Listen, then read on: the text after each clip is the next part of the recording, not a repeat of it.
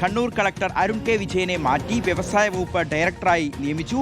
PB Nuh GST commissioner ആണ്. കോഴിക്കോട്, പത്തനംതിട്ട, പാലക്കാട്, ആലപ്പുഴ ജില്ലാ കളക്ടർമാർക്കും മാറ്റമുണ്ട്. MS മാധവിക്കുട്ടി പുതിയ കോഴിക്കോട് ജില്ലാ കളക്ടറാകും. സുനിഷ അയ്യല്ലൂരി വാർത്തയുടെ വിവരങ്ങൾ നൽകും. സുനിഷ, എങ്ങനെയൊക്കെയാണ് മാറ്റങ്ങൾ? അതുപോലെ തന്നെ ഈ പ്രതിപക്ഷ പ്രതിഷേധങ്ങൾക്കിടയിലും മുഖ്യമന്ത്രിയുടെ സെക്രട്ടറിയായി രത്തൻ ഖേൽക്കറെ നിയമിച്ചുകൊണ്ടുള്ള ഉത്തരവും ഇറങ്ങി അല്ലേ?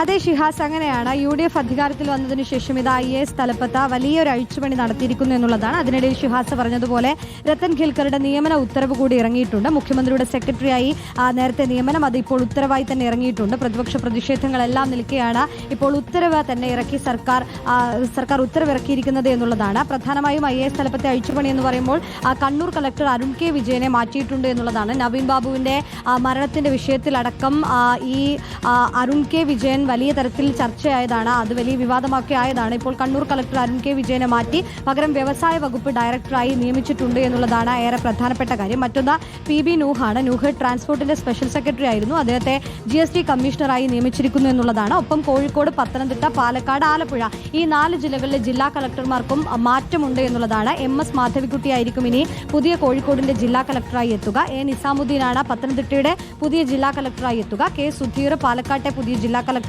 എത്തും. ഒപ്പം തന്നെ ആലപ്പുഴയുടെ ജില്ലാ കളക്ടറായി ഷാജി V നായർ എത്തുമെന്നുള്ളതാണ്. കൊല്ലം കളക്ടറായി ആനിജുല തോമസ് ആയിരിക്കും എത്തുക. കണ്ണൂർ കളക്ടറായി P വിഷ്ണുരാജ നിയമിക്കുമെന്നുള്ളതാണ്. ഏതായാലും പട്ടീൽ അജിത് ഭഗവത് റാവു ആണ് ധനകാര്യ സെക്രട്ടറി ആകുക. ഇത്തരത്തിലാണ് നിലവിൽ ഇപ്പോൾ മാറ്റം വന്നിരിക്കുന്നത്. IAS തലപ്പത്ത് ഇങ്ങനെയൊരു മാറ്റം കൂടി എത്തിയിരിക്കുന്നു. ഒപ്പം തന്നെ മുഖ്യമന്ത്രിയുടെ സെക്രട്ടറി രത്തൻ ഖേൽക്കറുടെ നിയമന ഉത്തരവും ഇറങ്ങിയിരിക്കുന്നു എന്നുള്ളതാണ് ഷിഹാസ്. ശരി സുനിഷ.